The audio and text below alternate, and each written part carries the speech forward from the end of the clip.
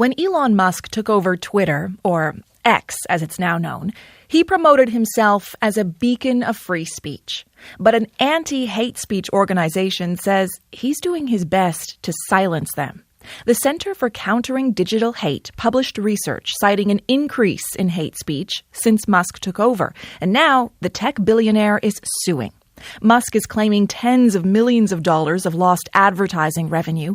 He alleges the organization is spreading misleading narratives about his social media platform and that its research is based on illegally obtained data.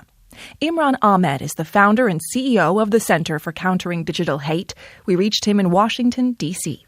Imran, Elon Musk is at the center of so many news stories these days. How does it feel to be in his crosshairs?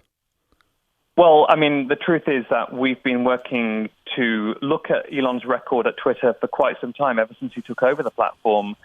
And we're used now to the way that he deals with critics of his, so trying to sue us out of existence. I mean, he has an indisputably powerful megaphone, though, and he's called your organization evil. He's called you specifically a rat. How does that land? Well, we take it in our stride. And, the first thing I did when I received a legal letter from Mr. Musk's attorney in the first instance was I called our lawyer, Roberta Kaplan, who's one of the most renowned progressive litigators in America. She said, well, these are baseless claims, and you should relax about it. And so I did. I went to see Barbie. When we got the lawsuit, similarly, we contacted our lawyers, and they told us again that this is a baseless set of claims. What they aim to do is try to force critics to shut up. And I can tell you one thing, I'm not one for shutting up when I see a problem out there. We're going to double down because we know that it's important to hold him accountable, especially when he least wants to be held accountable. Well, let's talk about that research, because the lawsuit says that you're, quote, advancing misleading information and that has caused Twitter, or X as it's called now, to lose advertisers. Give me some examples of the kinds of hate speech that the Center for Countering Digital Hate has found in that research about Twitter. When Mr. Musk took over Twitter, what we found was a 400% increase, for example, in use of the N-word, most offensive slur you can use against black people. We found substantial increases in transphobic, homophobic, misogynist, in anti-Semitic language being used on that platform. Another study we did looked at what happens to the new Twitter Blue account and found that 99 times out of 100, no action was taken against extreme hatred spouted by Twitter Blue users. And that clearly is showing that Mr. Musk is unwilling to damage his relationship with the few people that are still willing to do business with him, give him $100 a year, by enforcing the rules that everyone else is meant to abide by. As you say, you can understand why advertisers would want to stay away from a platform that has seen these substantial increases in these troubling patterns, at the very least. What we did by doing our research, which we put out in the public domain, I mean, our study on, for example, anti-Semitic and anti-black hatred was on the front page of the New York Times. Mr. Musk claims that led advertisers to flee the platform and cost him tens of millions of dollars a year. Well, first of all, I'd say good on those advertisers for deciding not to fund hatred. But also shame on Mr. Musk, because instead of blaming us, shooting the messenger, so to speak, he should in fact be seeking to improve his platform. Twitter, or X, I'm not entirely sure what we're calling it these days, they've filed a lawsuit against your group, but like Meta, the Facebook parent company, TikTok, they've also taken issue with your research. And they say the sort of common theme that runs through a lot of them is that they have problems with your methodology. Why does your research seem to hit such a nerve with these companies? Well, it hits a nerve because it gets a lot of attention. It gets a lot of, it's highly respected research. And so the only thing they've got left is to say, well, usually methodologically their criticism is, well, you haven't got all the data. And my argument is, you're absolutely right. Well done. We can't access all of your data, but that's because you black box it. And that's why we have argued that it's time that Canada and the United States and other jurisdictions around the world ensured that we had transparency, accountability, and responsibility for these platforms, because these platforms can deliver such benefits to humanity.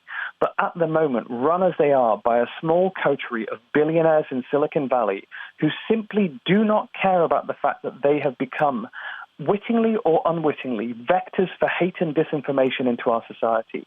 You mentioned that some of the data that you've gathered was put together using Twitter's own tools. Twitter claims that your organization has used what it calls illegal means to put these data together. Are you confident that you'll be able to stand by these methods if this goes to trial?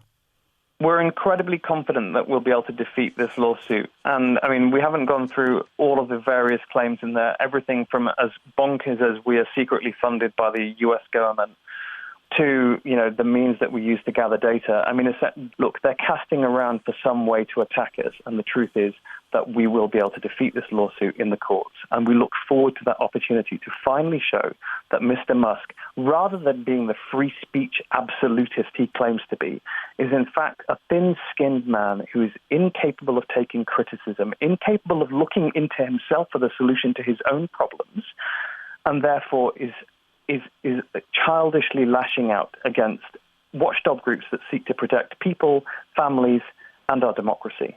A lot of people are bothered by the rise of hate-filled speech, if not quite hate speech, on social media platforms everywhere.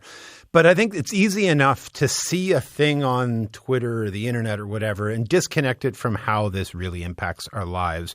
I understand you know very well that real connection and have a personal reason this work is important to you. I mean, sure. Look, I set up the Center for Countering Digital Hate because of the murder of my colleague Joe Cox MP by a white supremacist terrorist who was radicalized by content in part online. And it was born from a moment of extreme grief. But what I have found is this incredible moment of realizing that we are so connected and that so many of us share the same concerns.